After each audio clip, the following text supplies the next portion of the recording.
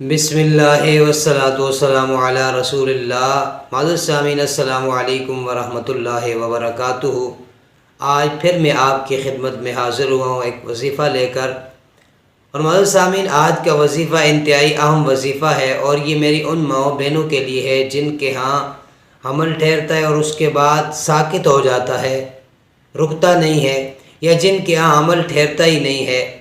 تو یہ ان کے لیے ہے میری ویڈیو، اس کو آپ نے اینڈ تک دیکھنا ہے۔ انشاءاللہ میں وہ اسماء بتاؤں گا، وہ مبارک نام بتاؤں گا جن کو آپ پڑھیں گے تو جن کی برکت سے اللہ تبارک و تعالی آپ کے ان مسائل کو حل فرما دے گا۔